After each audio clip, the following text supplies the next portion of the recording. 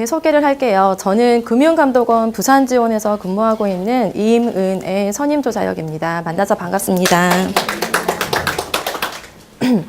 저는 금융감독원에 2006년부터 근무를 했고요. 지금 올해 만 10년째 근무를 하고 있습니다. 여의도 본원에서 처음에 근무를 시작을 했었고요. 저희 작년부터는 부산지원으로 근무 명령을 받아서 이제 작년부터 부산지원에서 제가 근무를 하고 있습니다.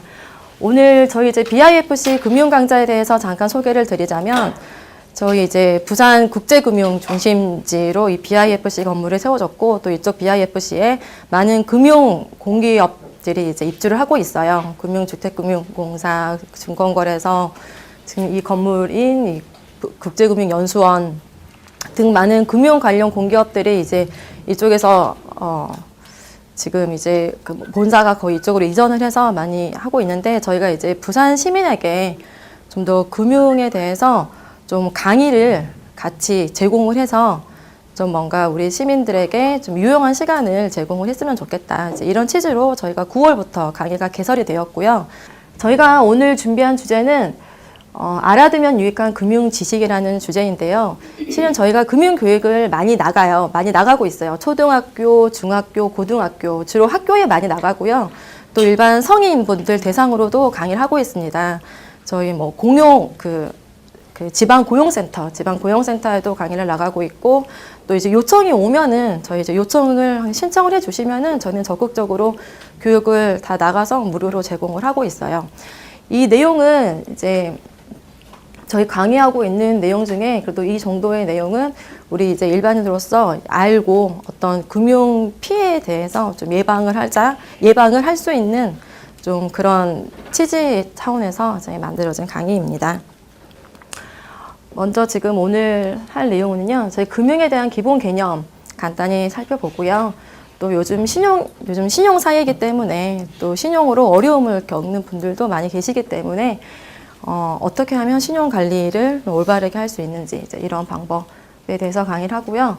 또 여러 가지 우리 많은 금융 거래를 하고 있잖아요. 뭐 은행을 통해서 뭐 대출 거래, 또 보험회사의 보험 상품 가입하신 분들도 많으시고, 또 금융투자 상품에 가입하신 분들도 계시고, 또 부산 같은 경우에는 여러분도 다 아시지만 또 2011년도에 부산저축은행이 그 영업정지 부도가 났어요. 그러시면서 또 이쪽 부산 지역에서 많은 피해를 입으신 분들도 계셨거든요. 그래서 이런 금융거래를 함에 있어서 거래에서 어떤 유의사항에 대해서 좀 더 말씀을 드리려고 합니다.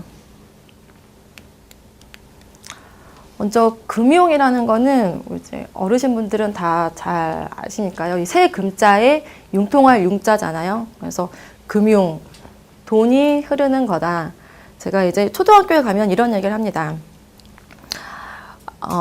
아침에 아버지에게 뭐 학용품 사려고 아버지 지갑에서 돈 10,000원짜리를 받아와서 이제 아침에 학교 가는 길에 문구점에 들려서 필요한 문구용품을 사고, 문구점 아주머니에게 돈을 지급을 하고, 뭐 문구용품이 3,000원이면 3,000원 냈고 7,000원을 받아오고, 그러면 이 문구점 아줌마도 이 문구용품을 공장에서 떼올 텐데, 그럼 공장에서 떼오는데 또 공장에 돈을 지급을 하고, 근데 그 공장에서 우리 아버지가 일을 하고 계신 거예요, 마침.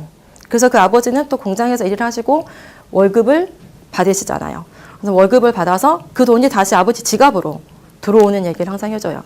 그래서 이렇게 아침에 내가 아버지 지갑에서 10,000원짜리 하나 가지고 나왔는데, 이게 나를 통해서 또 문구점 아주머니를 통해서 또 공장을 통해서 결국 다시 아버지 지갑으로 들어오는, 이제 이런 게 금융이다. 이렇게 돈이 흐르는 거고, 우리 신체적으로도 혈액이 흐르듯이 혈액순환이 잘 돼야 되는데, 어떤 한 군데에서 어떤 자금의 경직이 발생하고 막히는 구석이 있을 때 어떤 경제 문제가 발생한다. 이제 이런 얘기를 많이 해주는데, 그래서 이 금융의 의미가 이 돈의 흐름, 이런 내용이고요.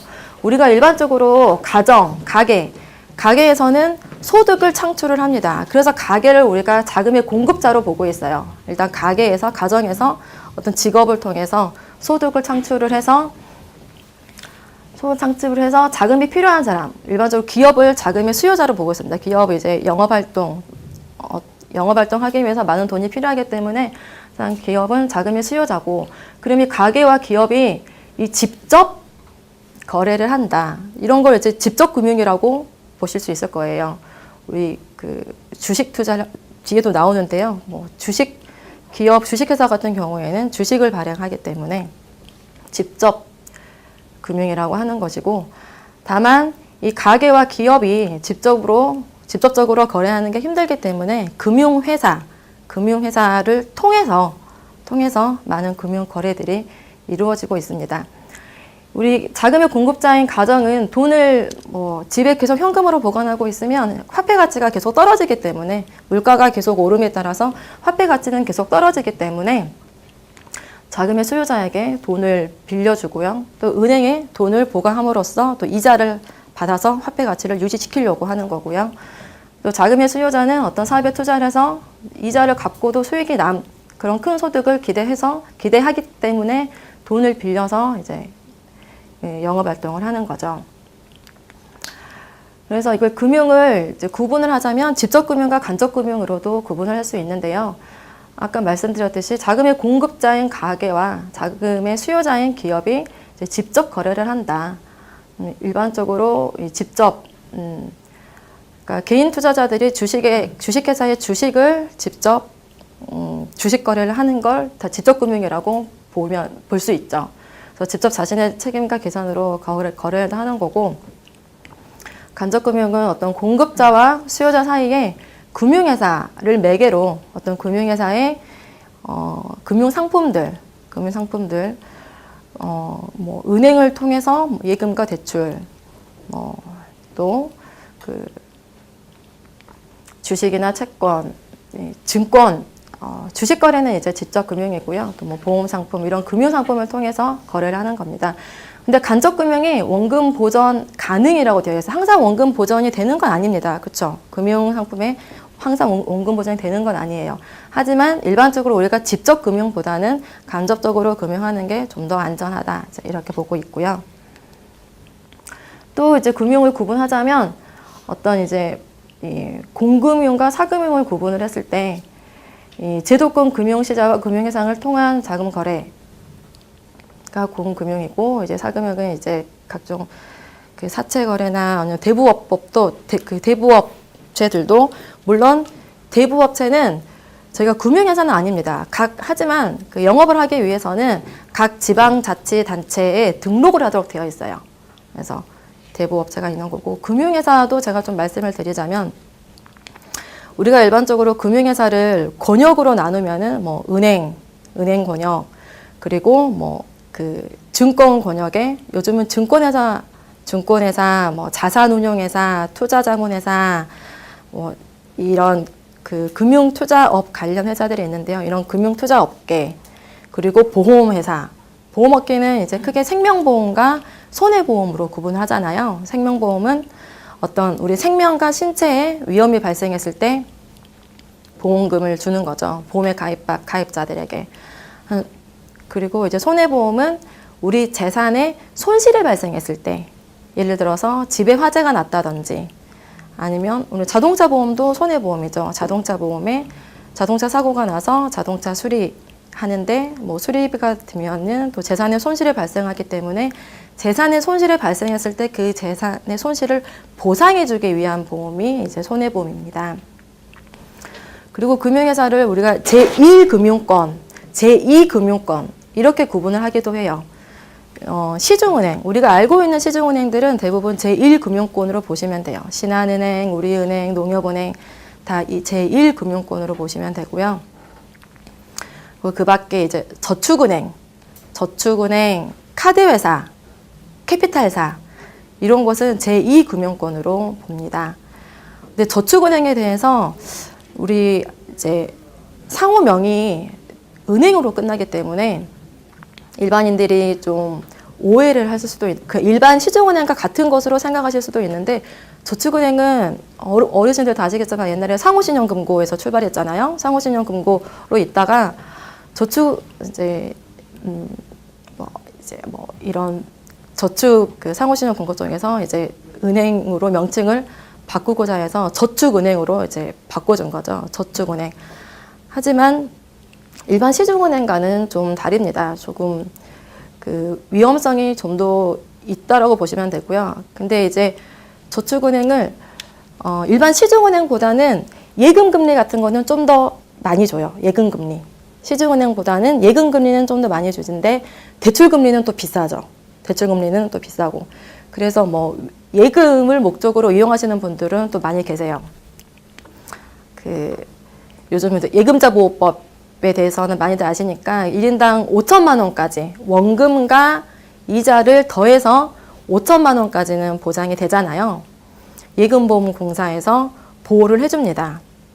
그래서 이 5천만 원까지는 저축은행에 뭐 예금을 넣어 놓으시는 건 좋을 것 같아요. 시중은행보다는 조금 더 주기 때문에.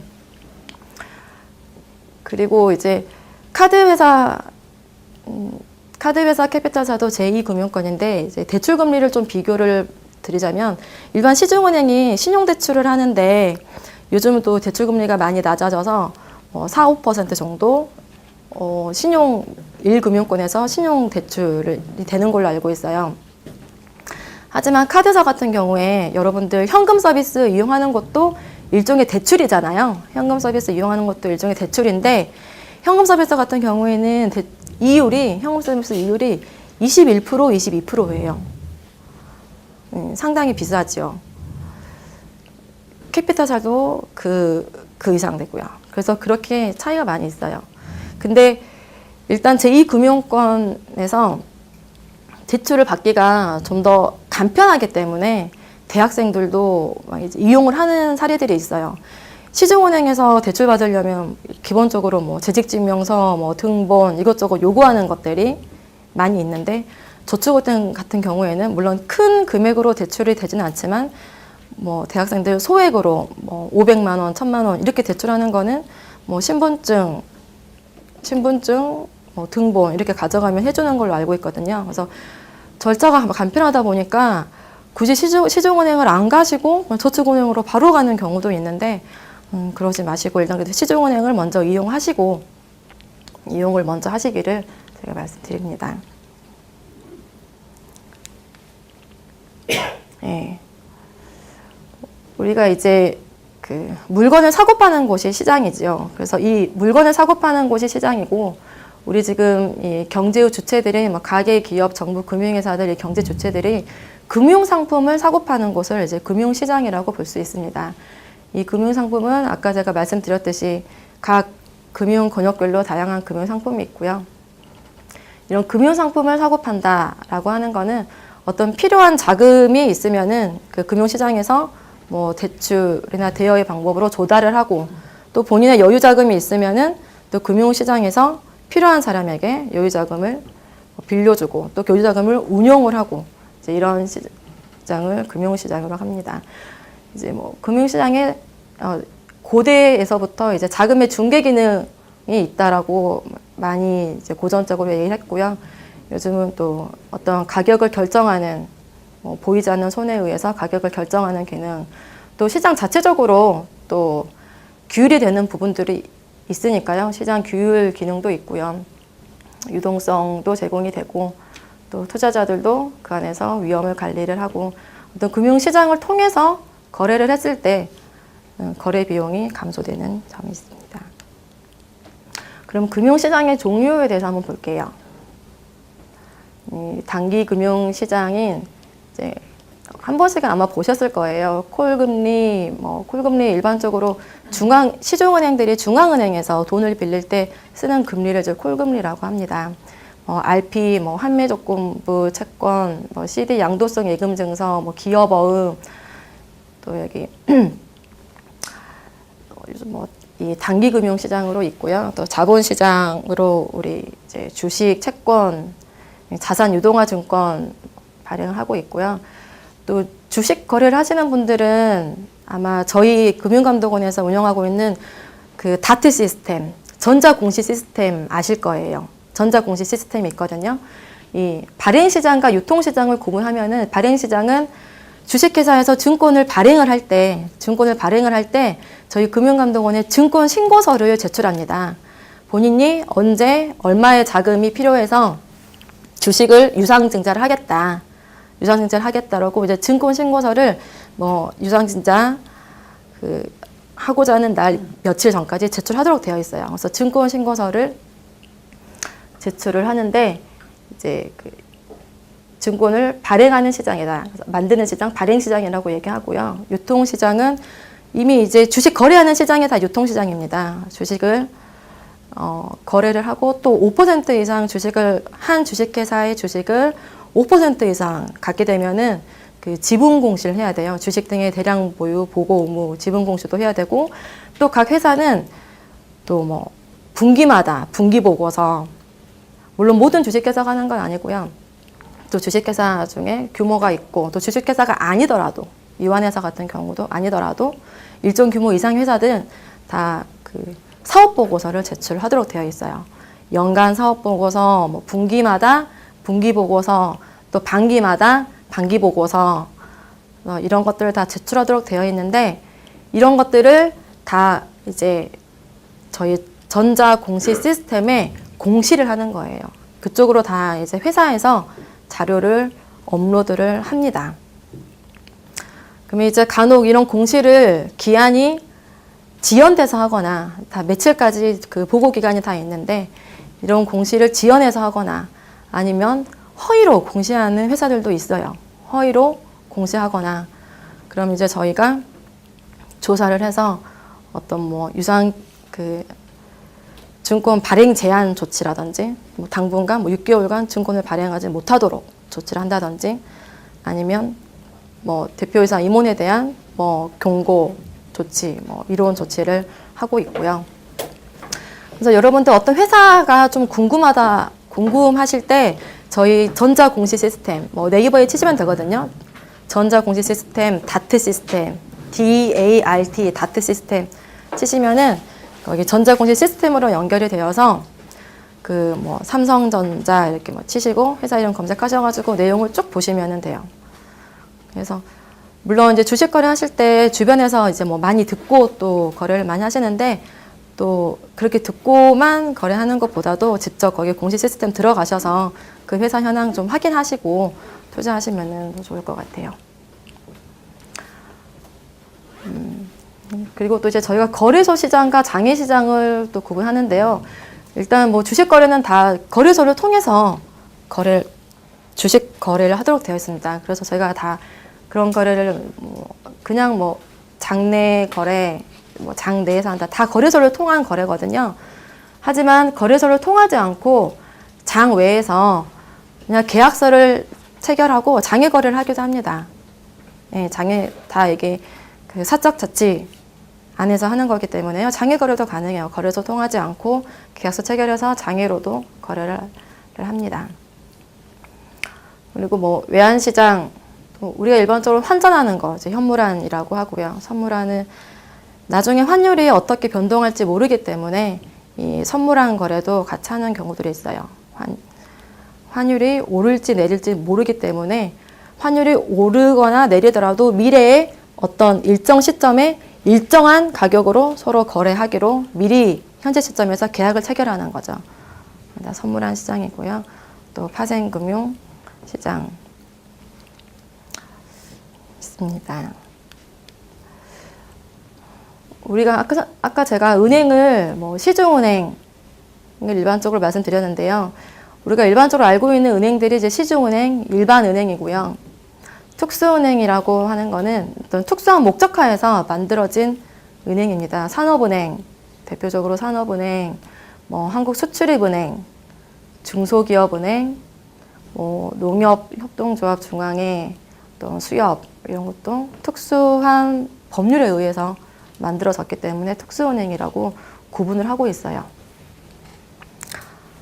은행은 아니지만 수신 기능이 있는 기관이 있습니다. 저희가 이제 예금 기능이 있다는 걸 수신 기능이 있다라고 하고 또 여신 전문 금융회사라는 말이 있는데 이제 대출, 수신 기능은 없고 예금은 받지 않고 대출만 해주는데 뭐 카드회사, 캐피탈사 같은 경우에는 예금은 받지 않잖아요. 수신 기능은 없지만 여신 기능만, 대출만 해주는 기능을 여신 전문 금융회사라고 또 얘기합니다.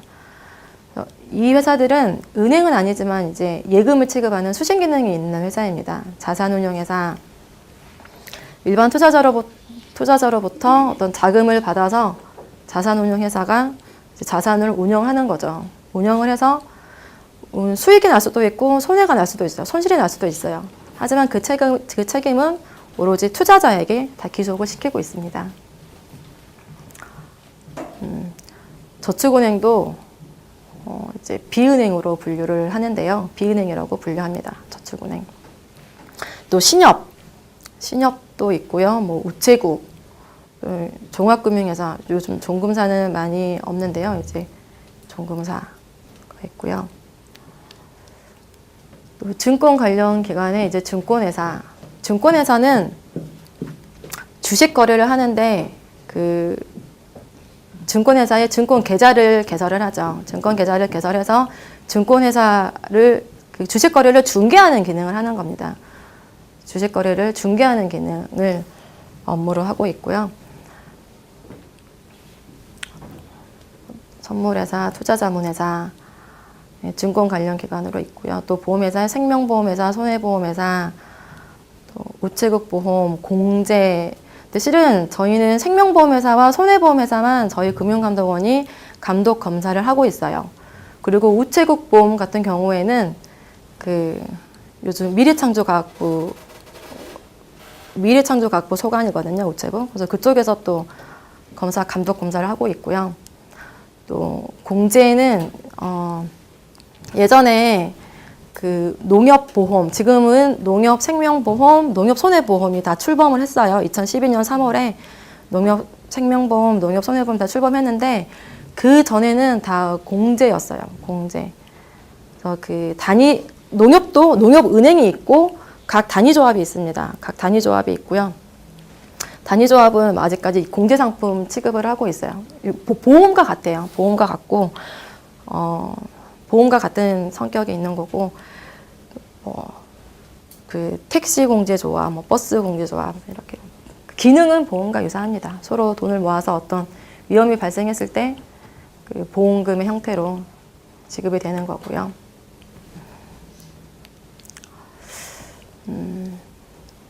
금융상품을 저희가 크게 두 가지로 나누면은 저축상품과 투자상품으로 구분을 하고 있어요. 저축상품. 물론 그 차이점은 다들 아시다시피 저축상품은 일단 저축하는 돈에 대해서는 원금을 잃어버릴 염려가 전혀 없습니다. 전혀 없는 상품이고 투자상품은 기본적으로 실적배당 상품이에요. 실적배당 상품. 실적배당 상품이라는 거는 어떤 원금이 보전이 되지 않고 투자 결과에 따라서 수익이 날 수도 있고 손해가 날 수도 있고 하지만 그 책임은 오로지 투자자에게 자기가 결정하고 자기가 책임을 진다라는 의미입니다. 그래서 실제 투자 결과에 따라서 배당을 한다 이런 의미에서 실적배당 상품이라고 하고 있어요. 그 고전적으로는 은행에서 이제 주로 예금 대출을 취급을 하고 또 금융투자업에서 주식, 채권, 펀드 상품. 이 펀드 상품이라고 하는 것도 다수의 투자자로부터 돈을 모으는 거죠. 왜 이 펀드 상품을 하냐면 이 다수의 투자자로부터 돈을 모아서 일단 우리가 그 굴리는 돈이 크면은 거기에 이제 붙는 이율 같은 것도 커집니다. 겨울에 이제 눈을 굴릴 때도 그러잖아요. 작은 눈을 굴리면은 고물이 조금씩밖에 안 붙는데 이 큰 눈덩이를 굴리면은 붙는 고물이 많잖아요. 그래서 나 혼자서 투자하면은 수익이 나는데 조금 나는 거잖아요. 그래서 여러 투자자로부터 돈을 모아가지고 이렇게 공동기금 펀드를 만들어서 규모를 크게 해서 이걸 자금 운용하는 거죠. 그러면 수익이 날 때도 붙는 게 많아서 수익이 크게 나고 그래서 그거를 이제 각 투자자에게 다 나누어 주는 거예요. 그래서 이제 펀드 거래를 하는데 그래서 그런 걸 이제 펀드라고 하고요. 또 보험은 이제 생명보험, 손해보험으로 나누는데 요즘은 이 업권 간의 칸막이가 줄어들고 있어요. 요즘은 업권 간의 칸막이가 이렇게 명확하지 않고요. 은행에서도 보험 상품 판매합니다. 그렇죠? 은행에 가끔 갔는데 보험 상품을 권유하는 분들이 있어요. 은행에서 판다라고 해서 뱅크에서 인슈런스를 판다라고 해서 방카슈랑스라고 하잖아요. 은행에서도 그렇게 보험 상품을 팔고 가끔 휴대폰에 카드 회사에서 전화 받으신 적 있으실 거예요. 카드 회사에서 전화 와서 말을 막 빨리 하면서 어떤 보험 상품 가입해 준다고 얘기합니다. 카드 회사에서 뭐 고객님께만 특별한 뭐 1천만 원 보상해 주는 보험 상품을 가입해 드리겠다라고 해요. 그래서 카드 회사에서도 보험 상품을 팝니다. 그 보험 모집인들을 고용을 해서 실은 판매 자격을 갖춘 이제 보험 모집인들을 고용을 해서 카드 회사에서도 보험 상품을 팔아요. 그래서 카드슈랑스라고 해요. 카드 회사도 팔고 보험 회사에서도 이런 우리 고전적인 의미에서의 보험, 어떤 위험이 발생했을 때 그런 위험을 보상해주는 보험 말고도 요즘 저축보험도 많이 팔잖아요. 보험회사에서 저축성 보험도 많이 팔아요. 하지만 보험회사의 저축성 상품은 정말 주의를 하셔야 되는 게, 물론 보험을 보통 이제 보험 상품 권유하면서 저축성 상품이다. 또 저축성 상품도 두 가지가 있어요. 일반적으로 그냥 공시이율대로 계속 이자가 붙는 이율이 적용되는 저축 상품이 있고, 또 대표적으로 변액 상품도 뭐 변액 유니버셜 상품, 변액 보험 상품들이 있는데요. 저축성 보험이라고 얘기해요. 그러면 이제 우리 일반인 생각하기에는 그럼 저축성 보험이니까 당연히 나중에 찾을 때 중간에 뭐 해지를 하더라도 원금은 받지 않을까 이렇게 생각을 하세요, 일반인들은. 근데 보험 상품은 기본적으로 이 보험료를 받으면은 그 보험료가 다 저축이 되는 게 아니에요. 보험 가입자에게 보험료를 받으면은 보험회사도 회사를 운영하는 경비, 우리 사업비라고 얘기 많이 하잖아요. 사업비라고 얘기하는데 그런 경비를 다 제외해요. 경비 제외하고 저축성 보험이라고 해도 뭐 사망보험금이 뭐 1,000만 원, 2,000만 원 조금씩 있어요. 조금씩 있는 경우들이 좀 대부분이에요. 그래서 그런 위험보험료가 또 얼마 나가요. 얼마 나가고 사업 저축보험료를 매달 10만 원 낸다라고 하면은 사업비와 위험보험료가 어느 정도 나가고, 사업비라는 것도 이제 뭐 요즘 일반인 분들이 사업비가 나간다는 걸 알고 있어요. 그럼 사업비가 얼마 정도 나가는지는 정확하게 모르시잖아요. 그래서 저희가 저축성 보험 같은 경우에는 2012년 9월부터는 사업비가 얼마 나가는지 설명하도록 했어요. 설명 의무 줬는데 기본적으로 15% 정도 나가요. 10%, 15% 정도 나가신다고 보면 돼요, 사업비가. 그러면 다 그거 제외하고 저축이 되는 거예요. 제외하고 적립이 되는 거예요. 그러니까 10만 원 저축보험료 내면은 뭐 사업비랑 제외하고 처음에 7, 8만 원, 15%면 8만 5천 원. 그게 적립이 되는 거죠. 물론 사업비가 뭐 10년 기간 동안 일정한 건 아니고 초반에 많이 떼고 이제 점점 줄어들기는 하죠. 점점 줄어들기는 하지만 원금에서 납입한 보험료에서 사업비와 위험보험료를 빼고 적립이 되기 때문에 여러분 혹시 중간에 또 갑자기 목돈이 필요해서 보험 상품을 해지하게 되는 경우에는 원금을 못 받는 경우가 대부분입니다. 저축보험이라고 하더라도. 그래서 민원이 많이 발생하거든요. 그리고 이제 변액이라는 단어의 뜻은 이제 실적배당 상품으로 보시면 돼요. 요즘도 많이 다 아시니까. 변액의 뜻은 그냥 투자형 상품이다. 주식이나 채권에 투자하는 상품이다라고 아시면 되고, 또 유니버셜에 붙는 게 있어요. 변액 유니버셜 상품. 유니버셜은 어떤 거냐면요. 납입 보험 상품에 따라서 납입 의무 기간이 있어요. 납입 의무 기간이 2년만 납입하면 된다라고 또 잘못 모집인이 설명하기도 하는데, 일단 2년 동안은 이 납입 의무 기간이 24개월로 정해져 있고, 그러면 2년이 지난 다음에는 내가 이제 조정을 할 수 있는 거야. 내가 보험료를 처음에는 뭐 50만 원으로 했는데 뭐 20만 원으로 줄인다든지, 아니면 내가 지금 좀 힘드니까 당분간 보험료를 안 내고 납입 중지를 해놓고 나중에 낸다든지, 이렇게 좀 보험을 탄력적으로 보험료를 낼 수 있다. 이게 유니버셜이에요. 유니버셜 상품은. 그래서 의무 납입 경과 기간이 지나면은 내가 보험료를 뭐 납입 중지를 하든지 아니면 보험료를 좀 조정을 하든지 좀 탄력적으로 낼 수 있는데, 이것도 함정이 좀 있어요.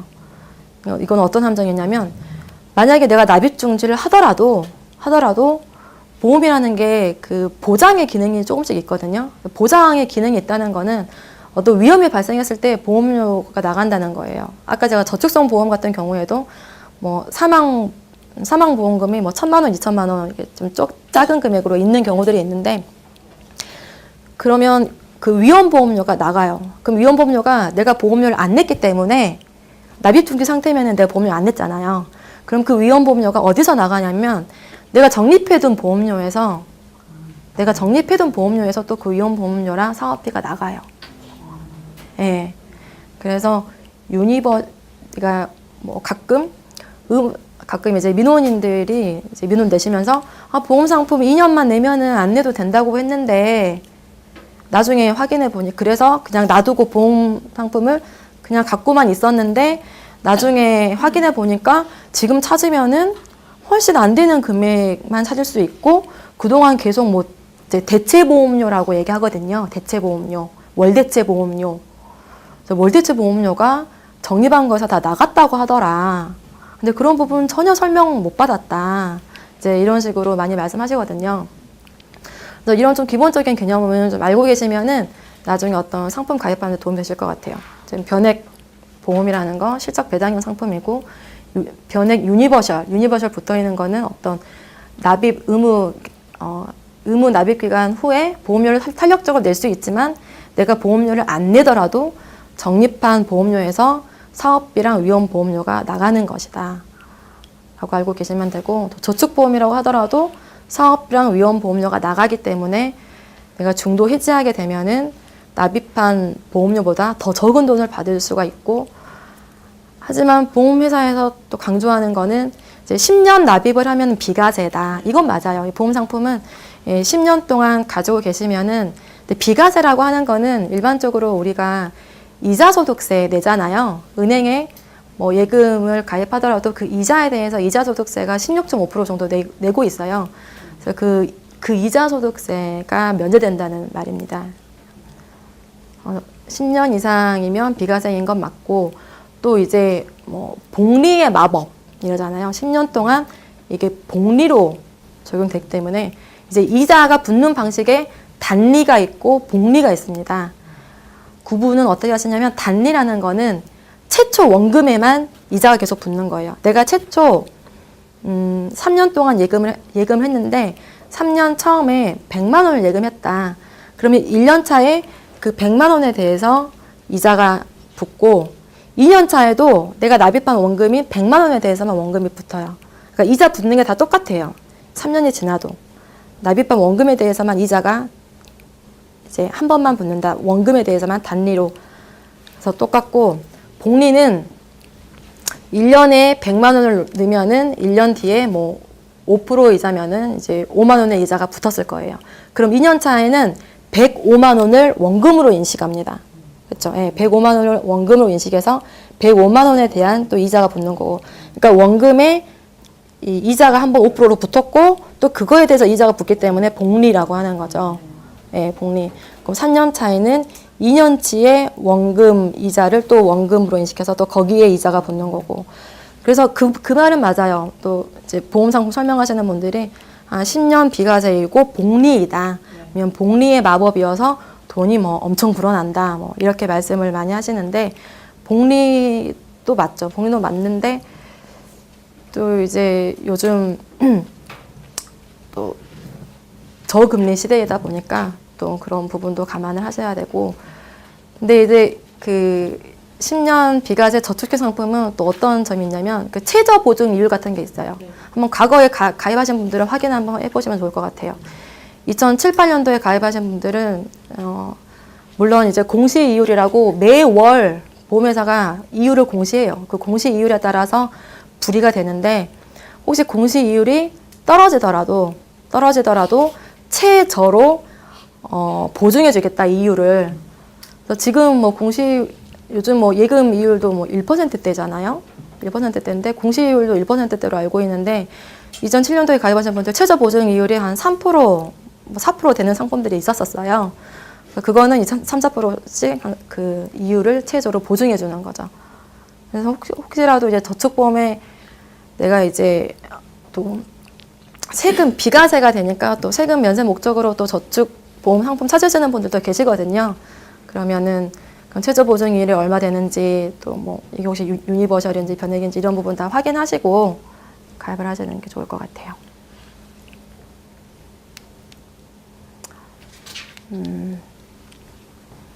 신용이라고 하는 거는 물론 그 사람 우리가 일상생활에서 신용이라고 하는 거는 뭐 믿을 만한 사람인지 뭐 약속을 잘 지키는지 이런 개념인데요. 경제생활 측면에서는 어쩜 이 사람이 이제 돈을 빌려가서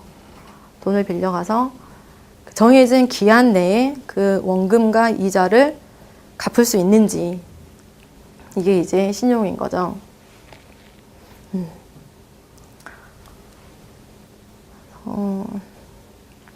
이 신용의 문제가 부각된 건 2002년도에 아마 다 기억하실 거예요. 2002년도에 LG카드사가 이제 부도가 났어요. 그때 한참 너무 이제 그 LG카드사 막 광고가 생각나시는 분도 있을 텐데 너무 오랜만에 제가 광고를 좀 보여드릴게요.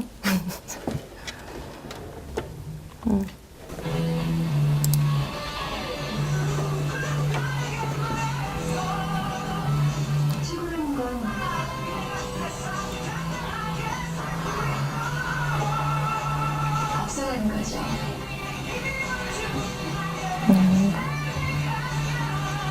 우린 새롭거든요.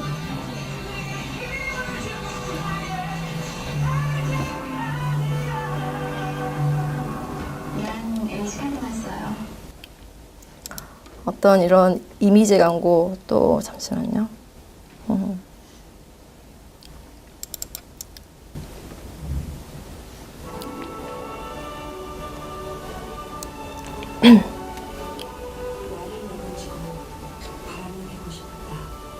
지금 하고 싶은 거 지금 하세요.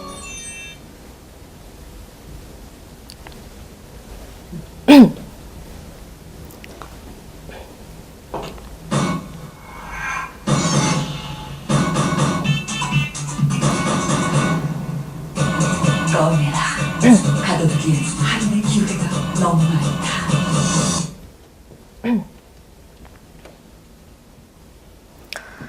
그 당시 이제 가소비를 이렇게 부추기는 TV 광고들이 되게 이런 식으로 광고를 했었어요. 그리고 LG카드 사태 때 그래서 신용 카드사가 부도가 나고 신용불량자도 이제 급증을 하게 됐잖아요. 그래서 광고가 바뀝니다. 이렇게.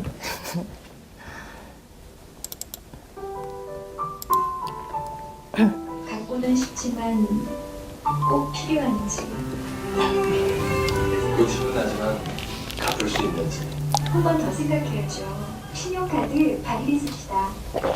같은 LG카드사 광고예요.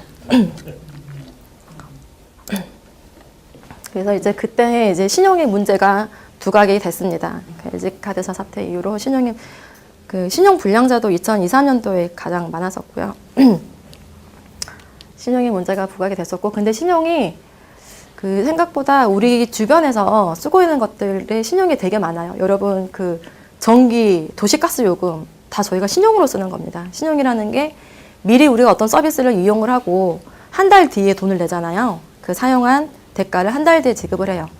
그래서 이런 전기요금, 가스요금, 여러분 휴대폰 요금 다 저희가 신용으로 내고 있는 겁니다. 신용으로 먼저 사용을 하고 이제 한 달 뒤에 내는 거죠.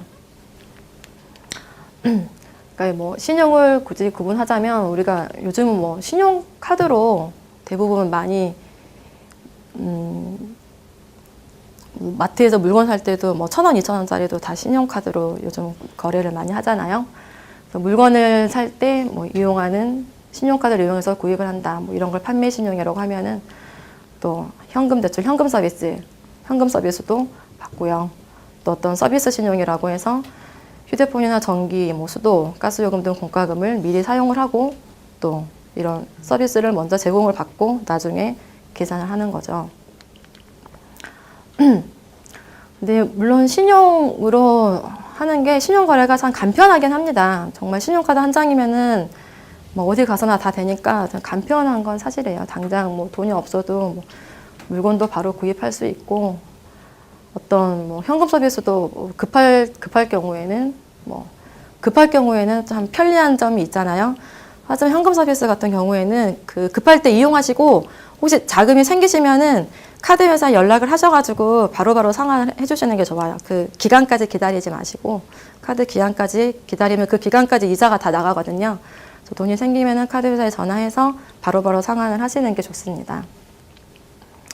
그래서 뭐 이 신용 거래가 좋다는 거는 뭐 다 아실 거예요. 참고로 은행 신용 대출 절차를 좀 말씀드릴게요. 보통 은행에서 신용 대출 신청을 하면은 뭐 인터넷으로 신청을 하기도 하고 뭐 지점에 방문해서 신청을 하기도 하는데요. 보통 뭐 신분증, 또 뭐 원천징수 영수증, 뭐 재직증명서 등을 요구를 하고 있어요. 그리고 이 사람이 이제 그 신용 조회를 하기 위해서 개인 신용정보의 제공 및 활용 동의서를 반드시 서면으로 받도록 되어 있습니다. 반드시 서면으로 받도록 되어 있고요. 이 서면으로 이거를 받아서 이제 신용 조회를 하는 거죠. 은행 뭐 그동안의 거래 내용, 뭐 연체한 적은 없었는지, 뭐 신용카드는 몇 개 있는지. 신용카드가 너무 많이 있어도 신용대출이 안 되는 경우가 있습니다. 신용카드가 너무 많이 있어도 신용대출이 안 돼요. 신용카드는 사용하시는 것만 몇 장, 두세 장 가지고 사용하시고, 사용 안 하시는 거는 카드 회사에 전화하셔가지고 탈회를 다 하세요. 탈회. 신용카드를 해지하면은 일단은 신용카드 회사에서 개인정보를 몇 년간은 보관을 하고 있어요. 근데 탈회를 하시면은 개인정보를 다 삭제하도록 하고 있습니다. 그래서 사용하지 않는 신용카드는 탈회를 하시고요. 그래서 은행에서 이제 신용 조회를 하는 거죠. 신용 조회를 해서 또 대출 신청이 오면은 뭐 필요한 경우에는 이제 담보를 요구하기도 하죠. 담보. 물적 담보를, 부동산과 같은 물적 담보를 요구하기도 하고, 아니면 보증인과 같은 인적 담보를 요구하기도 합니다. 근데 대부분 이제 여기 신용조회까지 하고 뭐 어느 정도 가부를 알려주죠. 가부를 알려줘서 대출 신청을 하게 하고 승인 거절이 되는데, 이게 신용조회까지 하고 가부를 은행에서 된다고 알려줘서 뭐 서류를 작성을 했는데 이게 거절이 됐다. 이런 경우도 간혹은 있기는 해요. 그리고 이렇게 조회를 하면은 이제 자기의 신용 등급에 영향이 미치지 않느냐. 물론 많은 금융회사가 조회를 하게 되면은 다 영향이 미칩니다. 이 본인 신용 등급이 있고 신용 점수가 있어요. 신용 등급은 1등급부터 10등급까지 신용 등급이 있고요. 1등급이 좋고요. 신용 점수가 또 1점부터 1000점까지 있는데, 이 본인의 신용 조회도 뭐 1년에 한 번씩은 저는 조회를 해보시라고 말씀드려요. 본인이 본인 거 조회하는 거는 신용 등급에 영향은 없습니다. 근데 이제 신용 조회하면은 이게 어디서 조회했는지가 실은 단말기가 다 찍혀요. 근데 여러 금융회사에서 조회를 많이 하면은 이것도 신용에 부정적인 영향이 있고요. 여러분들이 확인하실 때는 우리나라는 이제 각 금융권역별로 협회라는 게 있어요. 예, 자율규제기관으로 협회가 있어요. 은행 쪽에 은행연합회, 금융투자회사 쪽에 금융투자협회, 또 생명보험회사에 생명보험협회, 손해보험협회가 있어요. 그래서 내가 혹시 뭐 어떤 보험에 가입했는지, 뭐 예전에 어머님이 가입을 해놓은 게 있다라고 했는데 뭔지 정확히 모르겠다라고 하면은 생명보험협회 가셔가지고 조회하시면 돼요. 생명보험협회 홈페이지에 가셔서 공인인증 로그인 하시고, 그러면 내가 계약자로 되어 있거나 내가 피보험자로 되어 있는 보험계약들이 다 뜹니다. 일종 협회도 이 개별 신용정보 집중기관이에요. 각 권역별로 그 생명보험 회사가 가지고 있는 그 보험 계약 조회가 다 됩니다. 손해보험협회도 마찬가지고요. 근데 이제 이런 각 개별 금융협회들이 개별 신용정보 집중기관이면 이 이 모든 신용 정보를 다 집중해서 은행연합회가 관리를 하고 있어요. 은행연합회는 종합신용정보집중기관이에요. 그래서 은행연합회 홈페이지 가시면은 그 공인인증서로 로그인하시면은 본인의 신용정보 조회가 가능합니다. 은행연합회 홈페이지 가시면은요. 그래서 뭐 1년에 한 번 정도는 은행연합회 홈페이지 가셔가지고 조회를 하시는 것도 좋을 거예요. 조회를 하시면은 내가 미처 알지 못했던 내가 아주 예전에 발급해 놓은 신용카드가 뜨기도 하고요.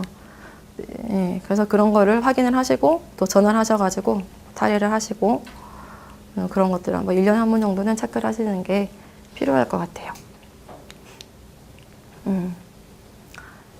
이 신용 등급에 따라서 이자율 차이가 상당합니다. 신용 등급에 따라서.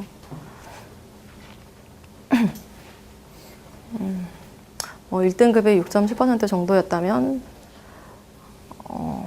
8등급 이상은 뭐 20% 이상 이 정도로 그래서 등급별로 평균 대출 이자율이 상당하기 때문에 이제 신용 관리를 잘 하셔야 되고요.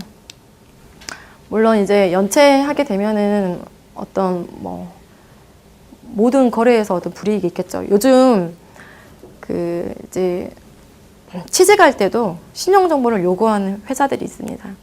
특히 뭐 회사의 뭐 재무 관리나 이쪽에 일을 맡길 때에는 직원의 신용 정보를 조회하기도 한다고 해요. 이제 동의를 받아서 아니면 자료를 제출하도록 한다든지.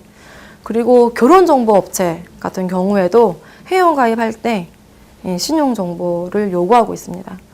그만큼 여기저기서 요구를 많이 하고 있고 뭐 어떤 많은 불이익이 생기는 건 뭐 다 아닐까요? 뭐 대출 뭐 많은 불이익이 생기죠. 신용 관리는 잘 이제 어떻게 하면 신용을 잘하냐 하면은 이제 주거래 은행으로 주로 이용을 많이 하시는 게 좋아요. 주거래 은행이라고 하는 거는 대표적으로 급여를 이체하도록 해서 거기서 뭐 카드 대금도 나가고 보험료도 나가고 뭐 공과금 납부도 되고 그래서 주거래 은행을 만들어서 하면은 나중에 어떤 뭐 대출 거래나 이런 데서 조금 뭐 대출 금리 우대를 받는다든지 이런 경우들이 있죠. 그리고 요즘 하도 지금 이슈 많이 되고 있는 게 계좌 이동제예요. 그렇죠? 많이 들으셨을 텐데 계좌 이동제는 그러니까 주거래 은행을 한번 정하면 옮기기가 너무 불편해요. 이런 자동이체 해놓은 것들이 있기 때문에 그 전에는 어떻게 해야 됐냐면 자동이체된 카드 회사한테 다 전화해가지고 내가 자동이체 하는 거 바꾸겠다라고 다 일일이 전화를 해줘야 돼요. 공과금, 아파트 관리소 다 이렇게 연락을 해줘야 되니까 막상 주거래 은행 정하면은 바꾸기 너무 불편하기 때문에 그냥 쭉 쓰십니다. 그렇죠? 쭉 쓰셔요. 그렇다 보면은 실은 은행으로서는 뭐 한번 주거래 은행 해놓으면은 본인들은 되게 좋은 거잖아요. 그러면은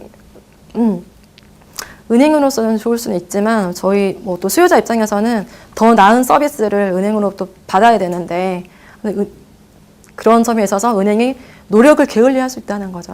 그리고 이 전 세계적인 추세예요. 이렇게 이 계좌 이동제라고 해서 어떤 주거래 은행 계좌를 옮겼을 때 거기에 딸려 있는 자동이체도 자동적으로 다 옮겨지게 하는 거죠. 그래서 여러분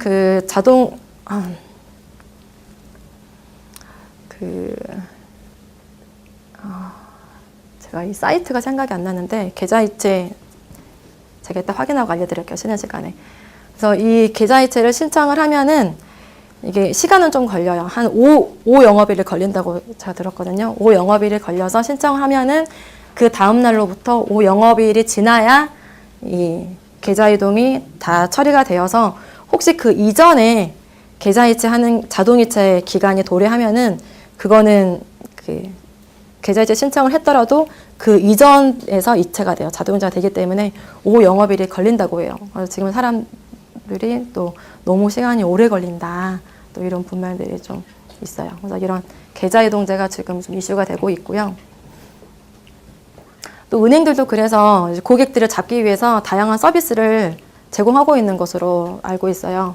대표적으로 은행에 이제 제공할 수 있는 서비스가 수수료 면제, 그렇죠? ATM기 수수료 면제 이런 것들 이제 계좌 이동하시면은 모든 ATM기 수수료를 면제해 드립니다. 뭐 이런 혜택들을 제공하고 있는 것으로 알고 있습니다.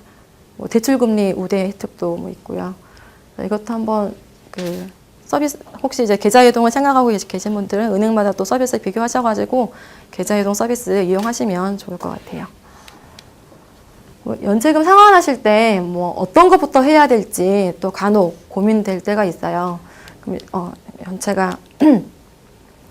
연체가 여러 건 있다면 금액이 많은 것보다는 오래된 연체부터 줄이는 게 이제 신용점수 하락을 방지하는데 유리하고요. 그래서 오래된 연체부터 상환하시면 될 것 같습니다.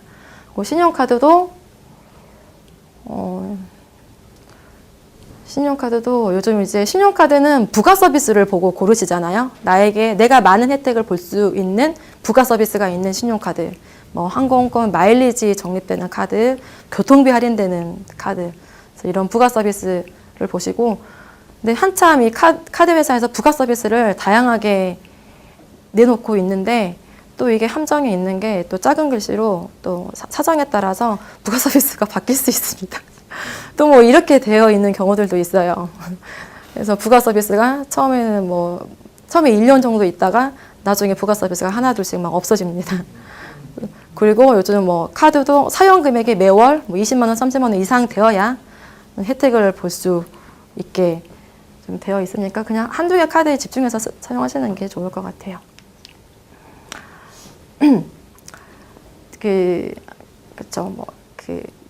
대출을 받기 위해서 괜히 이제 여기저기 문의하시면서 신용정보 조회를 하시게 되면은 그 부정적인 영향이 있기 때문에 조심을 하시고, 특히 뭐 대부업체와 상담을 하는 경우에는 이게 그냥 단순 상담인지 아니면 대출 상담인지를 명확히 밝혀서, 단순 상담에 대한 신용정보 조회 기록은 신용평가에서 제외가 되거든요. 그래서 이런 것도 알고 계시고요. 뭐 요즘은 이제 보증이 안 좋다는 거 많이들 아시니까 은행에서 요구하는 보증은 다 연대보증입니다. 아시죠? 연대보증이라고 하는 거는 우리가 일반인들이 보증의 개념을 보증은 주채무자가 돈을 갚지 않을 때 보증인이 돈을 갚는 게 보증 아닌가요? 이렇게 물어보시는데 은행에서 요구하는 건 연대보증이에요. 연대보증의 의미는 보증인도 채무자가 되는 거예요. 연대 채무자가. 그래서 보증인이 저기 주채무자 있는데 왜 자꾸 나한테 출심하시냐고 이렇게 항변할 수가 없어요. 이렇게 그래서 연대 보증은 같이 그냥 연대 채무자가 되는 거기 때문에 주채무자에게 먼저 상환 받으시라고 이렇게 항변하시는 게 안 됩니다. 그래서 보증인에게 먼저 상환 청구가 들어올 수도 있어요. 은행에서는 대부분 연대 보증을 쓰고 있어요. 그러니까 아까 현금 서비스를 받으시면은 결제일까지 기다리지 마시고 카드 회사에 전화하셔가지고 결제일 이전에 상환하시는 게 좋습니다. 그리고 이제 연체가 되면 안 되기 때문에요. 뭐 신용카드 대금이나 뭐 중요한 것들은 자동이체로 다 바꿔 놓으시고요. 또 영수증 같은 거는 이제 나중에 분쟁이 생겼을 때 입증 자료잖아요. 입증 자료이기 때문에 뭐 당분간은 보관하시는 것도 좋을 것 같고요. 또 이제 이 상환 추심 받으시는 분들이 이제 전화 오면은 안 받으시고 피하시고 이러시는데 그건 오히려 더 안 좋은 영향이 있습니다. 전화를 계속 안 받는다든지 전화를 그냥 꺼버린다든지 그거는 더 안 좋은 영향이 있어요. 연락은 하시고 내가 언제까지 상환하겠다. 이제 이렇게 전화를 받으셔야 되고요. 또 이제 주소가 변경됐다. 특히 뭐 보험계약 같은 경우에도 보험계약이 자동이체로 내시다 보면은 이게 잔고가 계속 있으면 괜찮은데 가끔 실효됐다라고 연락을 받는 경우가 있어요. 그러면 실효되면은 보험회사에서 보통 우편 보내거든요. 우편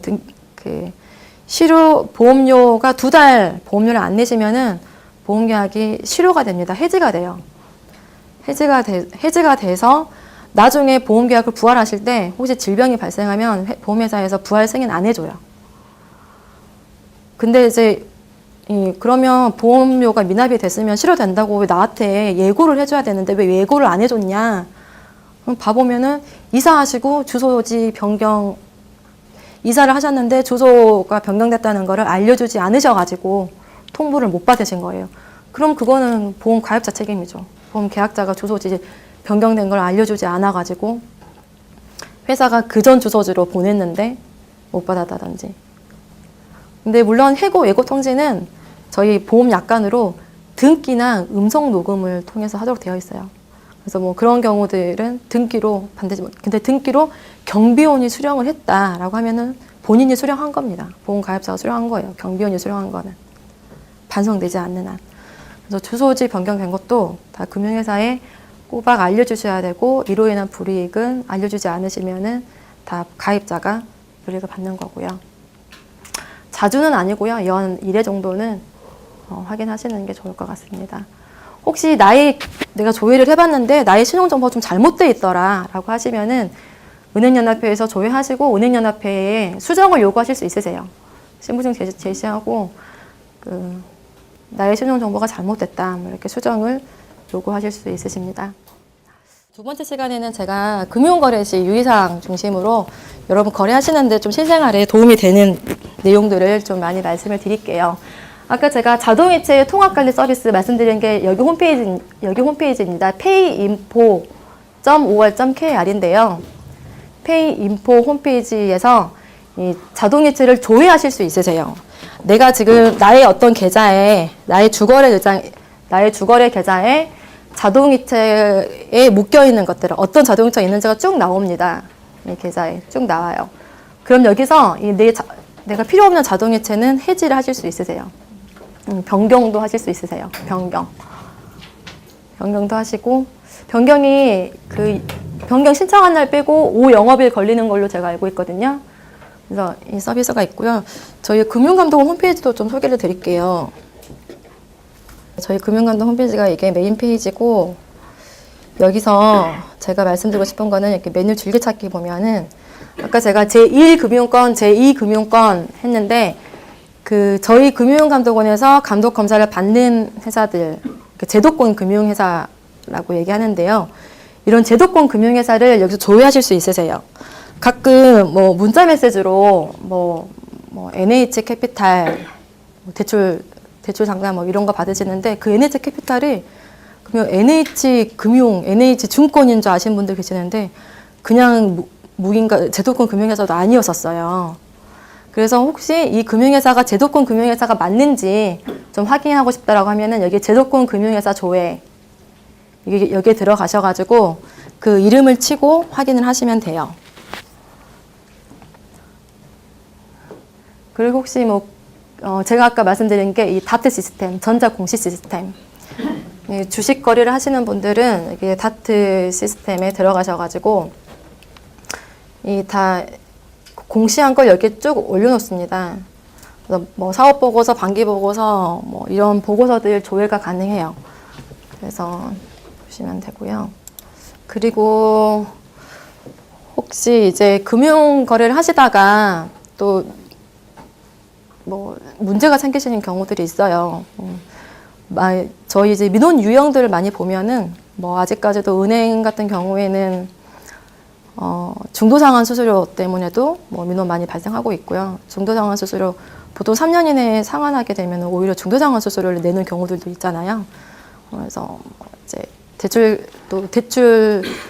계약을 하시면서 그래도 그 계약의 중요 내용, 거래 상대방이 누군지, 그리고 대출 금액, 대출 이자 이런 거는 거래의 중요 내용인데 자료를 받아보면은 대출 계약서에 뭐 이자 부분을 기재를 안 하고 계약을 하기도 해요. 기재가 안 되어 있어요. 그럼 나중에 이제 이자에 대해서 분쟁이 발생하는 거죠. 대출 이자에 대해서. 그래서 저희가 뭐 공란으로 되어 있는 거는 문제 있는 계약이다 라고 해서 뭐 민원인을 구제해 준 적도 있고요. 그리고는 이제 보험상품 같은 경우에는 이제 보험상품 설명은 제대로 못 들었다라는 민원들이 많습니다. 보험상품 설명 제대로 못 들었고, 보험상품이 또 기본적으로 저축성 상품이라고 하더라도 원금을 다 못 받으시니까 2, 3년 있다가 바로 해지하시면 원금 못 받는 사례 되게 많거든요. 그럼 이제 이게 무슨 저축이냐, 뭐 적금으로 알고 가입했다, 이제 이렇게 많이 말씀하시니까, 그래서 이런 민원들도 있는데, 실은 저희도 모든 민원들을 다 해결을 해주면은 얼마나 좋겠어요. 하지만 이제 다 나중에 분쟁이 발생하면은 결국은 이제 입증의 싸움이 되는 것 같아요. 저희도 이제 물론 이런 민사 분쟁에 다 법원에서 소송으로 해결하지만 소송 전 단계에서 이제 그 조정이 가능한 부분은 또 조정을 해주고 있고 그렇게 하고 있는데요. 그래서 입증 자료를 좀 잘 챙겨두시는 것도 좋아요. 어떤 뭐 금융 거래를 할 때 좀 뭔가 미심적인 부분이었는데 가입할 때 느끼기에 내가 뭔가 미심적인 부분이었는데 보험 설계사분이 되게 확신에 차서 그렇게 설명하시니까 좀 맞는 것 같다라고 하면 서면으로라도 받아놓으시든지 그리고 입증 자료를 좀 챙겨놓으시는 게 나중에 분쟁이 생겼을 때 해결하기 좋고요. 그래서 이제 그 금융 분쟁에 대해서 금융회사에 먼저 뭐 민원을 제기하시고 또 분쟁 해결이 잘 안 되면 저희 금융감독원에도 민원을 제기하시면 돼요. 이제 민원 신청 인터넷으로도 제기하시고 저희 그 시청 앞에 저희 부산지원에 상담실을 별도로 운영을 하고 있어요. 전문 상담요원을 따로 상담실장님이 계시는데 그래서 내방하시면은 상담하시고 어떤 사실관계에 구체적으로 좀 확인이 필요하다라고 하는 것들은 민원으로 좀 신청을 제가 받고 있거든요. 하시면 됩니다. 요즘 이제 보이스피싱이 보이스피싱 워낙 이슈가 많이 되니까요. 이 보이스피싱 그 영상 하나 보시고 수업 중간 보이스피싱이 발생했을 때 뭐 방법 제가 좀 말씀드릴게요. 네, 사이버 경찰서입니다. 예, 안녕하세요. CP깃발 강영식입니다.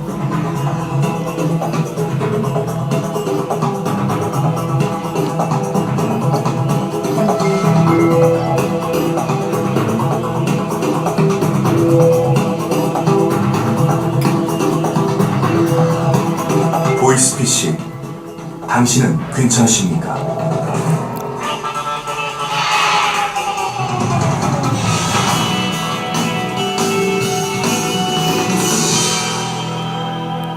안녕하세요. SBS 아나운서 윤현진입니다. 최근 전화 금융 사기로 피해를 입은 사람이 크게 늘어나고 있습니다. 피해 대상은 주부, 노년층은 물론 대학생, 직장인, 유명인 등 남녀노소 가리지 않고 확대되고 있는 데다 사기의 수법 역시 교묘하게 진화되고 있는데요. 누구나 당할 수 있는 전화 금융 사기, 그것에 대해 알아보겠습니다. 금융사기의 종류에는 전화로 개인정보를 낚아올리는 보이스피싱, 컴퓨터를 악성 코드에 감염시켜 금융사이트를 피싱 사이트로 연결하는 파밍, 전화나 문자로 대출 상담 혹은 알선을 가장하는 대출 빙자 사기, 문자 메시지를 통해 악성 코드를 유포한 후 소액 결제로 유도하는 스미싱이 있습니다. 이 중에서 최근 보이스피싱이 더욱 기승을 부리고 있습니다. 전화를 걸어 목소리만으로 상대를 속이고 개인정보를 낚시해 돈을 빼앗는 보이스피싱. 어떻게 그런 범죄가 가능할까요? 보이스피싱의 특징은 우선 수사기관 및 금융기관을 사칭한다는 점입니다. 그리고 심리적으로 압박받을 수 있는 전문 용어나 거짓 내용, 협박 등을 사용합니다. 사람들은 그런 전화를 받으면 순간적으로 당황하게 되고 보이스피싱에 당하기 쉽습니다. 20, 30대가 피해자의 60%가 넘는다는 놀라운 통계도 있습니다. 그들은 조직적으로 역할을 분담하여 범죄를 진행하고 경찰의 검거를 피하기 위해 대포폰이나 대포통장을 이용해 신분을 감춥니다. 2013년 991억 원, 2014년 1637억 원, 2015년 상반기 992억 원. 보이스피싱으로 인한 피해 현황입니다. 서민의 가게를 파탄으로 내몰고 있는 보이스피싱. 이제 더 이상 당하고 있을 수만은 없습니다.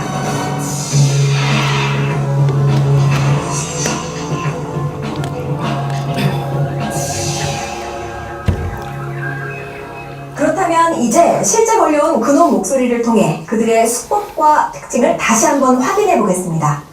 기관을 사칭해 보이스피싱을 시도한 근원 목소리 들어보시죠. 몇 개월 안 걸리고 당일로 해서 시간을 내가 30분에서 50분 정도 걸린다고 제가 말씀드렸었잖아요. 그리고 중간에 해지했던 이런 이력이 없어지면서 다시 적금 상태로 돌아간다는 거예요. 이해 안 되십니까? 그러면 제가 운행해봐서 어떻게 말씀드려야 되는가요? 은행에서는 사건에 대한 내용은 절대 얘기하시면 안 되시고요. 그냥 본인께서 개인적인 사정 때문에 적금 해지하는 걸로만 얘기를 하시면 됩니다. 다시 원 상태로 복구가 된다거나, 가상 계좌 어쩌고 대포 통장에 연루됐다 이런 내용은 절대 얘기하시면 안 되는 거예요. 그냥 적금만 해지하고 나오시면 되는 거예요. 아시겠죠? 해제하고 다시 원상 받고 다시 들어간다면 그게 뭐가 되는 거 이해 못하겠네요, 내가. 적금에 대한 본인 재산권에 대한 내용을 저희가 추적을 해야 되는데 적금 상태로 묶여 있으면 가상계좌로 움직일 수도 없는 거고 추적이 안 되는 거잖아요. 그래서 잠시 해지를 하는 건데 일단은 먼저 해지를 하고 본인이 가상계좌를 유입을 합니다. 금융감독원 가상계좌를 유입을 하게 되면은 그에 대한 추적이 이루어질 거고 지금 본인께서 운영하고 계신 자금이 합법적인 거고 불법적이라는 금전적인 뒷거래로 판단된 이런 내용이 확인된 바가 없으면은 다시 본인의 계좌로 돌아가시되 그게 다시 만약에 적금 상태였으면 적금 상태 해지를 안 했던 것처럼 다시 돌아간다는 거죠. 그러니까 그게 다시 돌아갈 때 내가 은행에 가서 갈 필요가 없고 다시 원래 적금 상태로 자동으로 돌아간다는 겁니다. 은행에 내가 다시 가서 적금으로 설정할 필요가 없다는 거죠. 그런가요? 그런 목소리는 검찰, 경찰, 금융감독원 등을 사칭하여 마치 범죄에 휘말린 것 같은 표현을 써가며 심리적으로 불안하게 만들고 있다. 이들은 은행으로 가서 이체를 하도록 유도하거나 개인정보나 금융거래 정보를 알아내고 공인인증서를 재발급받아 직접 이체하기도 한다고 하니 반드시 주의하여야 한다. 최근 발생돼 일당이 검거된 사건입니다. 물품 보관함에 돈과 개인정보 서류를 넣도록 하고 갈취한 사건을 재구성해봤습니다.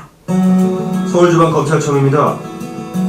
혹시 개인정보가 유출됐습니다. 그 주민번호가 맞습니까? 네. 정말 제 개인정보가 유출됐습니까? 은행에 계좌 있으시죠? 은행 계좌와 공인인증서 모두 다 뚫렸습니다. 어떻게 해야죠? 원하시면 저희가 현금을 보호해드릴 수 있습니다. 계좌로 이체를 하면 추적당할 수 있으니까 돈을 현금으로 찾아서 분명 물품 보관함에 넣어주시면 저희가 수거해서 보호해드립니다. 물품 보관하며? 팩스를 받을 수 있는 곳으로 가서 저희가 보내는 신청서를 작성해서 현금과 함께 물품 보관함에 넣어주시면 저희가 형사들과 함께 가서 꺼낸 후 비밀 계좌로 입금하겠습니다. 지금 바로 해야 합니까? 그렇습니다. 1분 2초가 급합니다. 인터넷 뱅킹으로 하면 본인 계좌에 돈이 몇 초면 전액 인출되니까요. 어떻게 하시겠습니까? 저 어떻게 하지? 지금 그렇게 고민할 시간이 없습니다. 바로 해야 됩니다. 빨리 결정하세요. 지금 다른 피해자분들도 많아서 비밀 계좌가 다 찰 수 있습니다. 빨리 결정하십시오. 네, 지금 바로 하겠습니다. 신청해주세요. 그놈 목소리는 일관되게 피해자에게 심리적 압박을 주는 말을 한다. 그러나 곧바로 이를 보호해주겠다고 안심시키는 척하며 금액을 갈취한다. 이들은 중국에 본거지를 둔 일당들로 모두 체포되었지만 보이스피싱이 얼마나 진화하고 있는지 알 수 있다. 이번엔 취업이나 대출을 미끼로 통장을 편취한 그놈 목소리입니다. 네, 알겠습니다. 그러면 지금 뭘 보내드리면 돼요? 일단은 본인께서 이력서 한 부를 직접 출력을 해 주셔야 되시고요. 저희 쪽에 보내주시는 게 아니라 본인께서 서류 준비가 되셨다고 하시면 제가 저희 보안팀에 연락을 해서요. 그쪽으로 직원분을 보내드리면 직원분 만나셔서 서류를 전달해 주셔야 됩니다. 마감 시간 전에 서류가 저희 본사 쪽으로 도착을 하실 거예요. 그러면 네, 오선충으로 신원 확인을 해드릴 거고요. 바로 아이디카드 제작을 해드릴 거예요. 네, 알겠습니다. 네, 그럼 이력서 지금 혹시 한번 출력해 놓으신 거 있으신가요? 지금 뽑아야 돼요. 그러면 이력서 한 번은 뽑아주시고요. 혹시 본인의 통장이랑 연결된 그 카드인데요. 잔액 같은 거 있으신가요? 네, 있어요. 잔액 있으시면요. 다른 곳에다 빼주시거나 엔트해 주시겠어요? 단독 몇 천원, 몇백억 원까지는 괜찮으시지만 잔액이 더 많으시면 본인께서 아이디카드 제작을 하시는 2일 동안에는, 2, 3일 동안에는 사용하시지 못하실 거잖아요. 그럼 불편하실까봐 잔액 같은 거 있으시면 다 빼주시거나 엔트해 주시라고 말씀드리는 거예요. 네, 알겠습니다. 네, 그러면 서류 준비하실 때요. 서류 봉투 같은 것도 하나 준비해 주시고요. 서류 봉투 안에 이력서랑 그 전에 다 빼주신 사진을 같이 저희 공봉해 주시고요. 봉투는 꼭 밀봉을 잘 하셔서 저희 직원분한테 전해 주셔야 되세요. 네, 알겠습니다. 그놈 목소리는 사람들의 어려움을 이용하기도 한다. 취업이 되지 않고 급전이 필요한 다급한 심리를 이용하여 통장, 개인정보를 빼앗고 이를 대포 통장이나 금융사기로 이용당할 수 있는 매우 위험한 상황에 처하게 되는 것이다. 그리고 또 고전적인 보이스피싱이 여전히 활기를 치고 있습니다. 아들 납치했습니다. 지금 번호 떴죠? 아들 번호 맞죠? 돈 입금하세요. 그거 안전한다. 네, 어머니. 저희 친구인데요. 어떻게 어머니? 교통사고 냈어요. 네, 합의금 필요한데 지금 당장 합의하지 않으면 경찰에 구속된대요. 네, 안녕하세요, 고객님. 저축은행입니다. 저희가 저금리로 대출해드리고 있는데요. 성수수료를 넣으시면 수수료 일부 돌려드리면서 돈을 대출해드립니다. 그놈 목소리가 뻔한 고전적인 수법으로 다가와도 계속해서 피해자가 생기는 것은 기본적으로 사람의 심리를 노린 범죄이기 때문일 겁니다. 설마 내가 당하겠어라는 안이한 대처는 절대 금물이고요. 늘 경계하며 확인하고 예방하는 것이 보이스피싱의 피해를 줄이는 최우선의 방법입니다.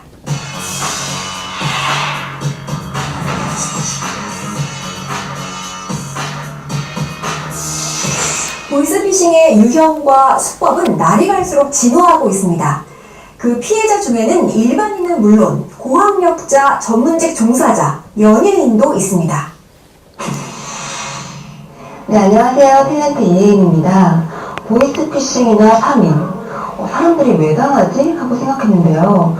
막상 제가 당하고 나니까 피싱이나 이런 파밍 사기는 모든 국민들이 당할 수 있는 범죄라고 생각합니다. 저 같은 경우에는 컴퓨터 화면에 개인정보 유출, 2차 피해 예방 등록 안내라는 문구가 자꾸 떠서 혹시나 하는 마음에 클릭을 했다가 제 금융정보를 알려주는 피해를 당하고 말았습니다. 보이스피싱 사기범들은 은행 직원이 공모되어 있다고 거짓말하는 경우가 많습니다. 절대로 속지 마시고 꼭 은행 직원들과 상의하셔서 피해를 예방하시기 바랍니다. 무슨 저축은행이라고 해서 전화가 와서 2%의 저금리 대출을 해주겠다고 신용보증기금을 내라고 해서 입금을 했다가 피해를 당했습니다. 워낙 은행이랑 똑같이 서류를 위조를 해서 전혀 눈치를 챌 수 없었는데 지금 생각해보면 말도 안 되는 얘기죠. 그냥 무조건 전화를 끊고 신고를 했어야 하는 게 맞는 거였죠. 그 어떤 공공기관도 전화나 문자 메시지로 개인정보를 요구하지 않습니다. 만약 그러한 전화를 받았을 시에는 반드시 무조건 전화를 끊고 해당 기관에 확인해야 합니다. 가능하다면 차분하게 녹음 버튼을 누르시고 녹음한 음성 파일을 금융감독원의 보이스 피싱 지킴이에게 보내주세요. 피해를 당했다면 112나 금융회사 콜센터에 전화하셔서 지급정지 신청을 신속하게 하셔야 됩니다.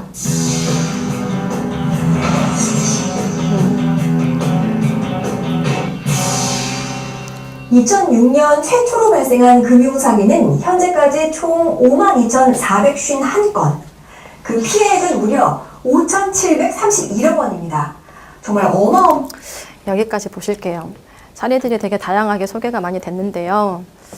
정말 저도 이제 보이스피싱 당했다고 이제 민원 들어오는 것도 보고 봤는데, 뭐 대학 교수님도 당하시고 치과 의사도 당하시고, 의외로 아까 이거 보면서 다 웃으셨잖아요. 누가 그런 거에 당할까 하는 생각이 드는데 실제로 당하시는 분들이 이렇게 많으시더라고요.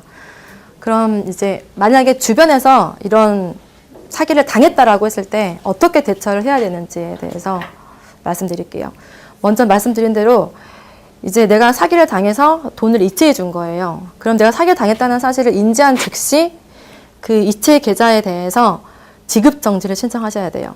그러니까 사기범의 계좌, 내가 돈을 이체해준 사기범의 계좌에 대해서 그 은행의 콜센터, 아니면 경찰청 112, 또 저희 금융감독원은 1332번이라고 그 직통전화를 운영하고 있거든요. 그래서 이 셋 중에 하나에 전화를 하셔가지고 지금 보이스피싱을 당해서 돈을 인출했는데 그 계좌에 대해서 지급정지를 바로 시키셔야 돼요. 지급정지 시킨다는 거는 그 계좌에서 돈이 인출되지 못하도록 하는 거예요. 돈을 출금되지 못하도록 하는 거고, 지금은 또 정부에서 이 피해를 예방하기 위해서 지연 인출 제도라고 해서 뭐 돈을 이 인터넷 이체한 경우에는 얼마까지는 10분이 지나야 되고, 또 얼마 이체하려면 30분 지나야 이체 가능하고, 이런 식으로 좀 조치를 취해 놓긴 했어요. 그래서 사기범들이 돈을 이렇게 즉시에 한 번에 인출을 못 해가요, 큰 돈을. 그래서 그 돈을 이제 100만 원짜리로 나누어서 인출하고 있거든요. 사기를 인지한 즉시 지급정지를 하면은 이제 인출하다가 멈추겠죠. 더 이상 못 빠져나가겠죠. 그래서 지급정지를 먼저 빨리 하시는 게 중요하고, 그럼 내가 이제 피해당한 돈을 또 돌려받아야 되잖아요. 또 돌려받으셔야 되기 때문에 경찰에 가서 신고합니다. 아, 내가 지금 금융사기를 당했다.